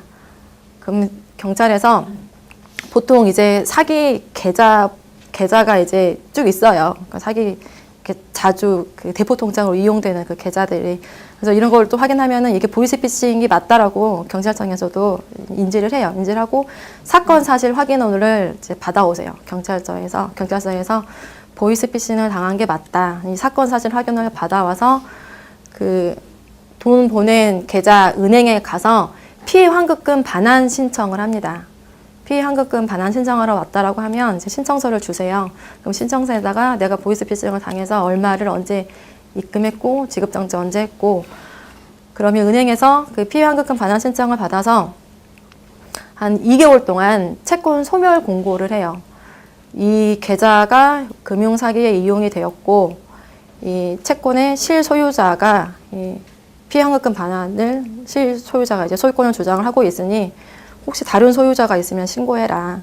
그러면 계좌주는 대부분 안 나타나고요. 나타나도 어디 노수가 이제 그래서 실제 그런 사람들 소유권이 없고, 이 피해자에게 소유권이 있다는 거를 이제 확인이 되면은 그 계좌에 남은 돈을 또 다른 피해자들도 많이 있을 수 있기 때문에 피해 금액별로 안분해서 돌려주고 있어요.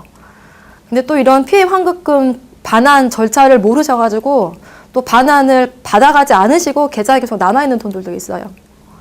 그렇기 때문에 지급정지를 신청하시고 경찰서에 가서 금융사기 신고하시고 은행에 가셔서 피해 환급금 반환 신청까지 하시면 됩니다. 그리고 제가 또 말씀드릴 거는 주민등록증 혹시 가지고 다니세요? 네. 요즘 이제 운전면허증이 주민등록증을 대체하고 있기 때문에 운전면허증만 가지고 다니시는 경우 되게 많은데, 주민등록증을 분실했음에도 불구하고 분실했는지조차 알지 못해서 분실 신고를 하지 않아서 그 피해를 본 사례가 있어요. 그러면 주민등록증을 누군가가 주웠겠죠? 주워서 이 사람이 이제 그 주민등록증의 사람인 것처럼 행세를 해서 주민등록 등본도 발급을 하고 은행에 가서 계좌 개설도 하고, 그러면 아니 어떻게 그럴 수가 있어요? 하는 생각이 또 번뜩 드실 텐데, 주민등록증에는 사진으로는 근데 육안으로 식별하기가 되게 어려워요. 그렇죠? 육안으로 식별하기가 되게 어려워서 그러면 은행원들이 본인 확인을 제대로 안 한 거 아닙니까? 이제 이렇게 생각이 드실 텐데, 은행원들은 그 행정안전부에서 주민등록증 진위 확인 시스템을 운영하고 있어요. 그러면 주민등록증 보시면은 밑에 발급일자가 나와요. 발급일자가 나오는데, 그래서 은행원들도 육안으로는 식별이 안 되기 때문에 그 사이트를 이용합니다. 홈페이지 행정안전부 사이트에 접속해서 주민등록번호 누르고 발급일자 누르면은 이게 분실 신고된 거면 분실 신고된 신분증입니다. 아니면 정상 신분증이 나와요. 그럼 정상 신분증이 나오면은 은행인들도 본인 확인 한 거잖아요. 육안으로 먼저 보고 시스템에 조회해 보고. 그래서 이제 계좌 개설을 해주고, 또 저축은행 같은 경우에는 신분증만 있으면 대출이 가능하기 때문에 이렇게 해서 피해 당한 사례가 있는데요. 이것도 제가 또 영상으로 가지고 있는 자료가 있어서 또 함께 보실게요.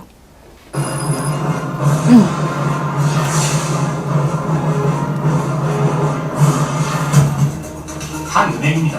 젊은 남성이 통장을 개설하고 있는데요. 그냥 보면 이상할 것 없는 매우 평범한 모습이지만 이 속엔 놀라운 사실이 담겨 있습니다.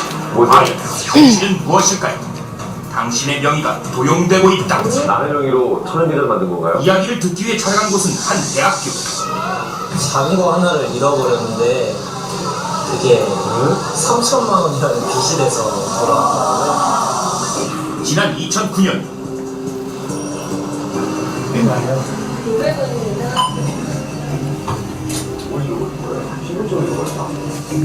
황교안 씨는 그만 지갑을 잃어버리고 맙니다.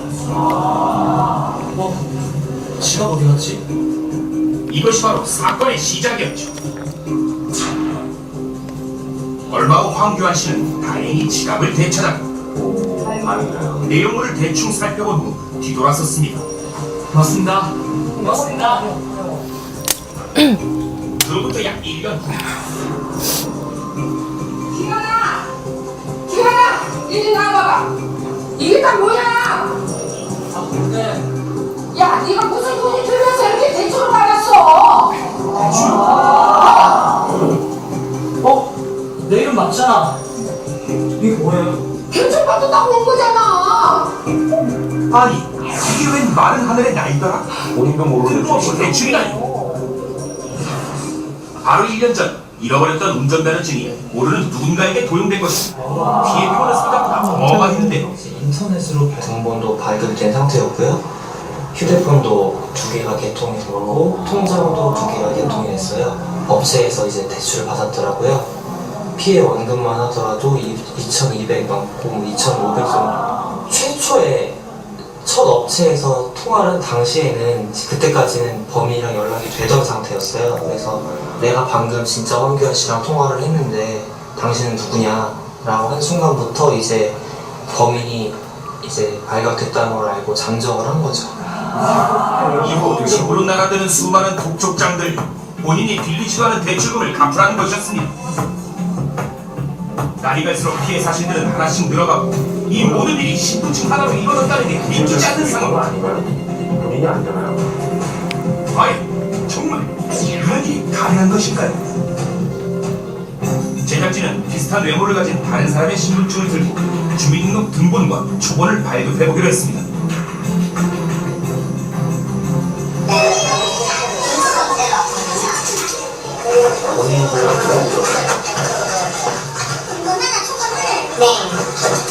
그냥 때리시는 거예요? 하던데요?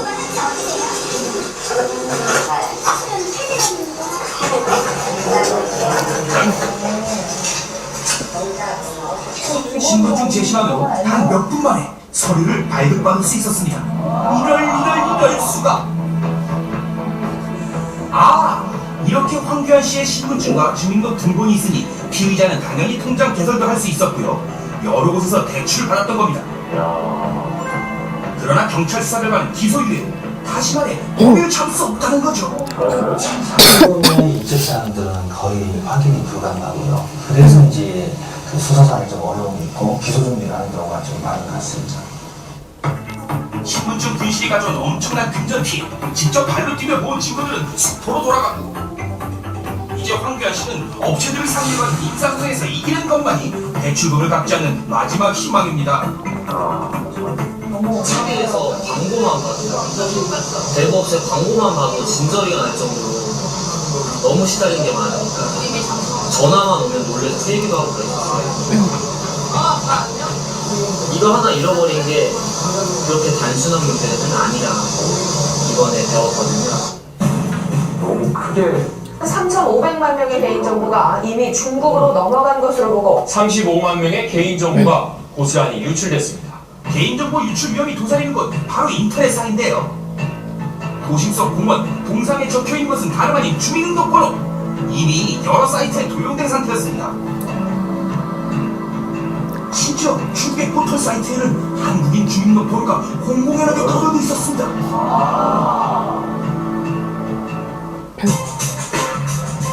신분증 분실.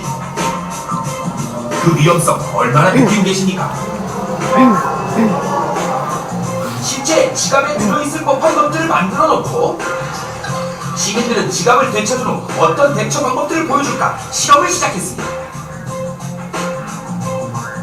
먼저 신용카드를 분실했을 때 지금 저 신용카드를 이용해가지고 분실 신고하려고. 여보세요? 네, 저 은행이죠? 네, 저기 지갑을 잊어버려가지고 찾았는데 저기 신고카드로 없어가지고요. 대부분의 시민들은 즉시 카드사와 은행에 전화를 걸어 분실 신고를 했습니다. 그렇다면 신분증을 분실했을 때는 어떻게 대처할까요?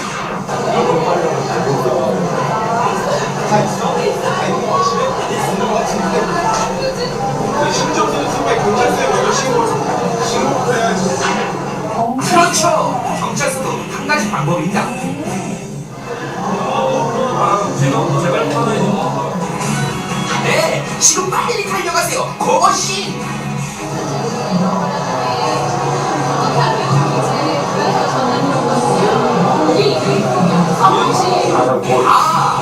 그곳에서도 안내를 받을 수 있어요. 그러나 시민들은 즉시 신고를 하거나 심각성을 인지하지 못하는 경우가 많았습니다. 신분증은 본인을 대변할 수 있는 그런 공인된 수단이기 때문에 이로 인해서 본인이 예상하지 못한 제2차적인, 3차적인 피해를 유발할 수 있습니다. 신분증을 분실해 개인정보가 노출이 됐을 시에는 가까운 은행, 금융감독원을 찾아 내 개인정보가 노출됐으면 신속하게 신청하면 되는데요. 접수가 되면 금융거래 시 개인정보 노출자일이 표시돼 개인명의 도용 피해를 막을 수 있습니다. 개인정보 노출자 명의의 신규 계좌 개설, 대출 신청, 인터넷 뱅킹의 신청 등의 금융 거래를 할 시에는 본인 확인을 좀 더 강화하고 있습니다.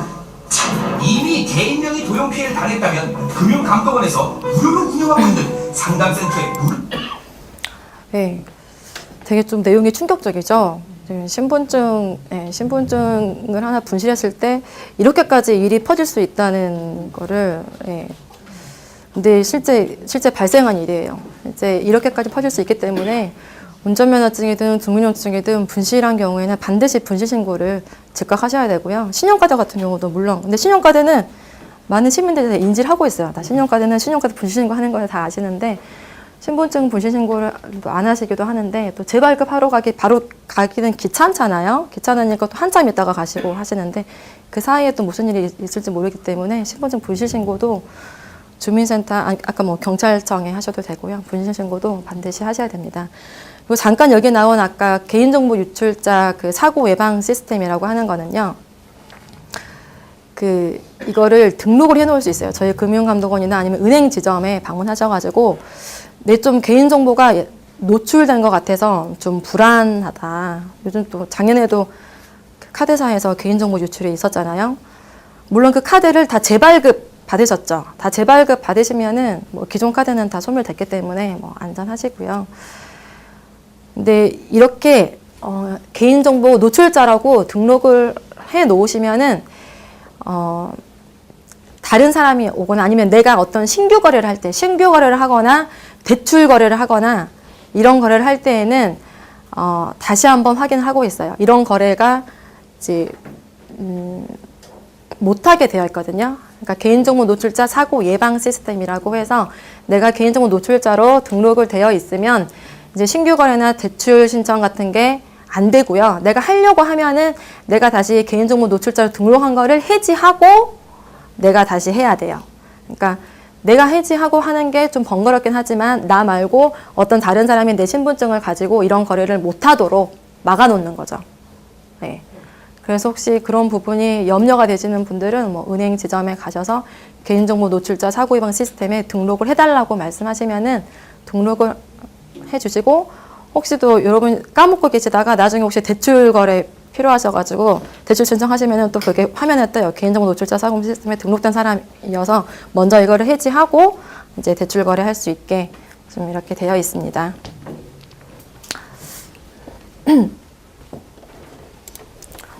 몇 가지 또 주의사항 보고 할게요. 이 담보의 종류는 보통 이렇게 나누고 있어요. 포괄 금담보, 한정 금담보, 특정 금담보로 나누고 있는데요. 보통 은행에서 요구하는 게 포괄 근담보입니다. 담보 한도 내에서 이 차주가 부담하는 현재 아니면 장래에 발생할 모든 채무까지 다 은행에서는 다 담보로 잡고 싶어 하죠. 그래서 은행에서 다 포괄 근담보를 요구하고 있고요. 한정 근담보는 뭐 당좌 거래를 계속해서 계속적인 판매 채권이 발생하는 경우에 그 거래에 한해서는 계속 담보가 되는 거고, 특정 근담보는 딱 하나 몇 월 며칠에 발생한 채무에 대해서만 담보가 되는 거고요. 저희가 은행에게 이제 포괄 금담보 설정하는 걸 자제하라고 지도는 하고 있는데, 은행에서는 포괄 금담보를 요구하고 있어요. 차주가 뭐 사업을 하면서 발생했든 아니면 집을 구매하는데 발생했든 모든 채무에 대해서 다 담보하는 겁니다. 계약서 이제 담보계약서에 뭐 차주 금액, 채권 최고액이 얼마인지, 이 근저당권 설정 기간이 얼마인지, 이게 대출 감옥 금액 이런 것들은 본인이 직접 확인을 하고 작성하시고, 요즘 계약서 사본은 다 주고 있어요. 사본도 항상 받아 놓으시고, 뭐 이자가 공란으로 되어 있다든지, 아니면은 또 중도상환 수수료는 얼마인지 이런 부분도 다 체크를 하시고 대출 계약하시는 게 좋을 것 같아요. 간혹 어떤 근저당권이 설정된 부동산을 매매하게 되는 경우들이 가끔 있습니다.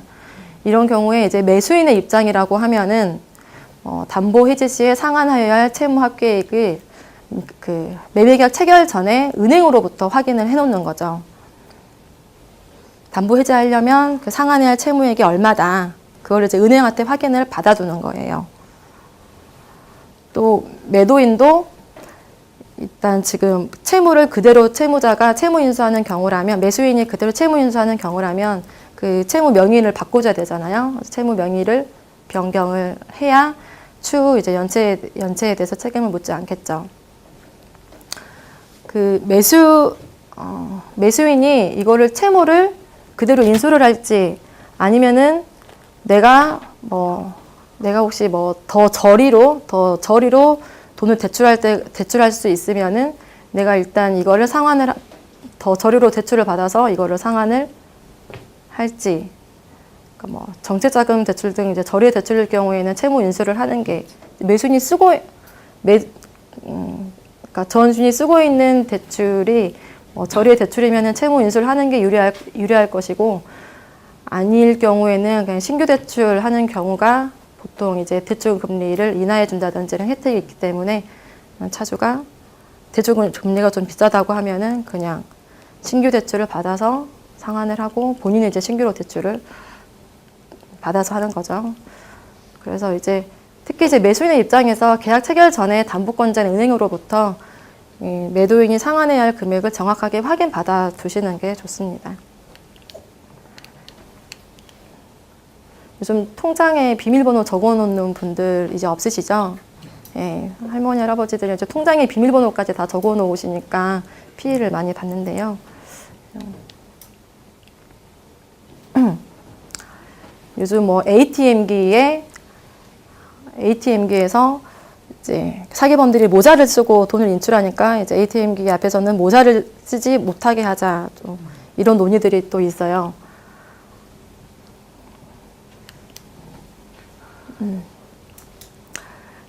그리고 작년에 KB카드랑 다 롯데카드랑 농협카드 이 세 군데에서 그 신용카드 정보 유출이 됐었는데, 계좌 번호, 실제 유출된 정보가 계좌 번호,